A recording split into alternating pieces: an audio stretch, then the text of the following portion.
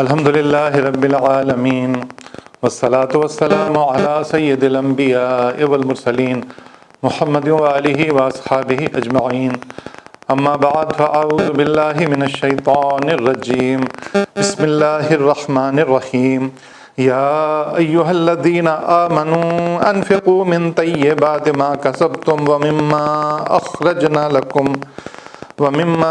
أخرجنا لكم من الأرض ولا تيمموا الخبيث منه تنفقون ولستم بآخذيه إلا أن تغمضوا فيه واعلموا أن الله غني حميد الشيطان يعدكم الفقر ويأمركم بالفحشاء والله يعدكم مغفرة منه وفضلا والله واسع عليم يؤتي الحكمة من يشاء ومن يؤت الحكمة فقد أوتي خيرا كثيرا وما يذكر إلا أولو الألباب وما أنفقتم من نفقة أو نذرتم من نذر فإن الله يعلمه وما للظالمين من أنصار إن تبدوا الصدقات فنعم هي وإن تخفوها وتؤتوها الفقراء فهو خير لكم ويكفر عنكم من سيئاتكم والله بما تعملون خبير صدق الله مولانا العظيم وصدق رسوله النبي الكريم ونحن على ذلك من الشاهدين والشاكرين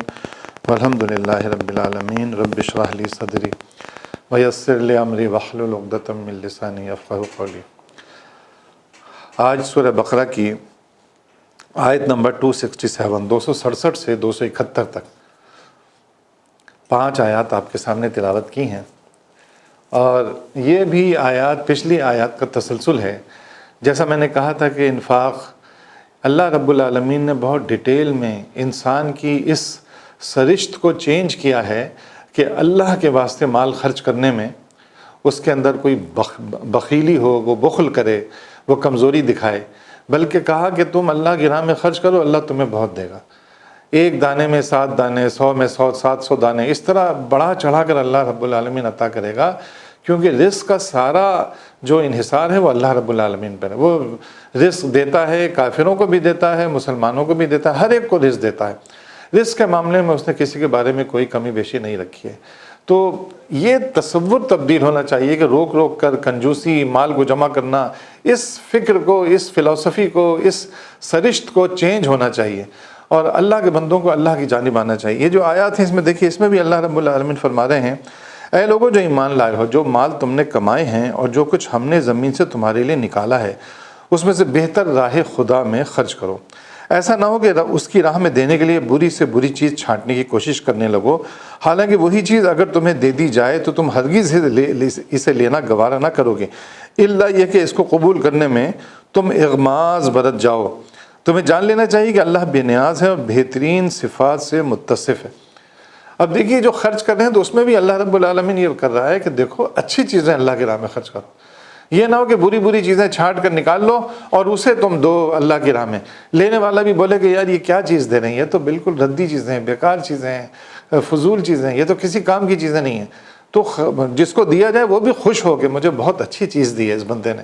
اللہ رب العالمین نے تمہارا مال لے کر وہ تمہیں دعا دے کہ زبردست تم نے میری مدد کی، اس کو خوشی حاصل ہو، اور تم بھی یہ اگر جان کر دو گے کہ میں بندوں کو نہیں دے رہا ہوں، اللہ رب العالمین کو دے رہا ہوں، کیونکہ اللہ رب العالمین نے اپنے بندوں کو دینے کے لیے کہا ہے۔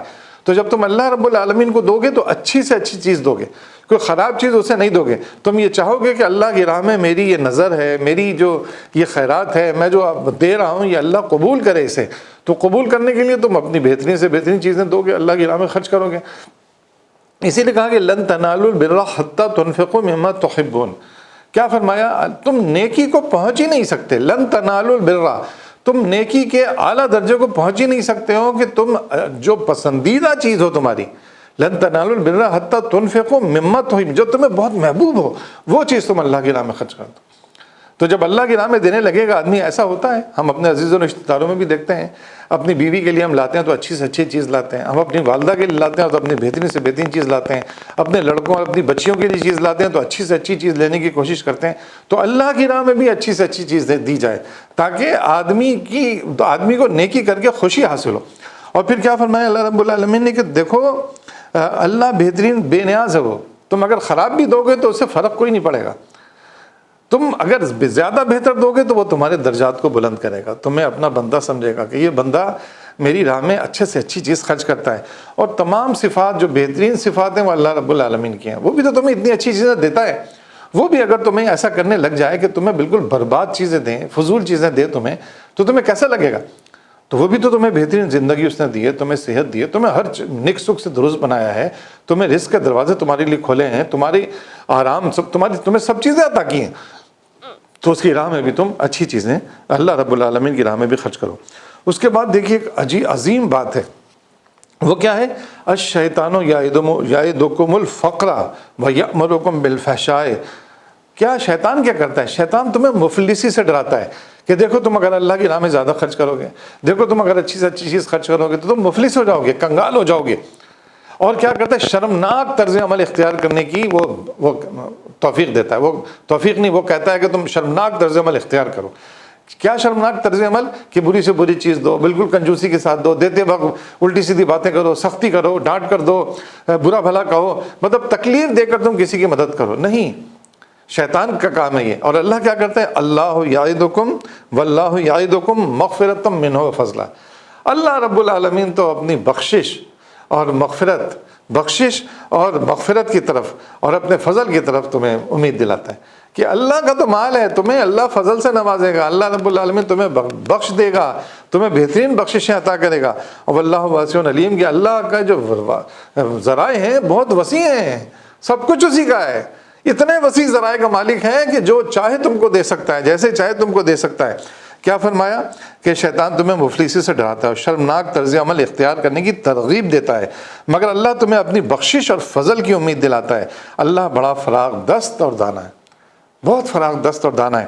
اور پھر دیکھیے فرمایا کہ یؤتی الحکمۃ من یشاء ومن یؤت الحکمۃ فقد اوتی خیرا کثیرا، کہ جس کو چاہتا ہے حکمت عطا کرتا ہے، جس کو حکمت ملی اسے حقیقت میں بڑی دولت مل گئی۔ وما یذکر الا اولو الالباب، ان باتوں سے صرف وہی لوگ سبق لیتے ہیں جو دانش مند ہیں۔ دانش مندی کیا ہے؟ کیا فرمایا کہ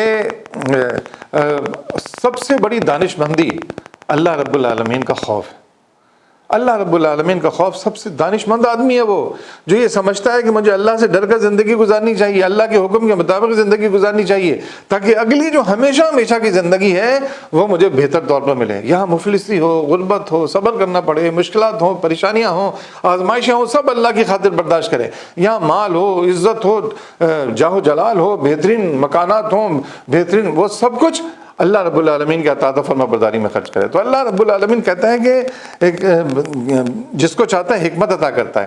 یہ حکمت، یہ سمجھ بوجھ کہ ہاں مجھے اللہ رب العالمین کے پاس جانا ہے، مجھے اللہ رب العالمین، میرا رب اللہ رب العالمین ہے، میں اسی پر ایمان لے کر آیا ہوں، اسی کے پاس سے یہ سب کچھ آتا ہے، وہی میں اچھا دوں گا تو وہ بھی مجھے اچھا لوٹائے گا۔ وہ ہم ایک اور بات ہمیں پریشان کرتی ہے کہ یار یہ مانگنے والے ہر روز آ جاتے ہیں، بار بار مانگتے ہیں۔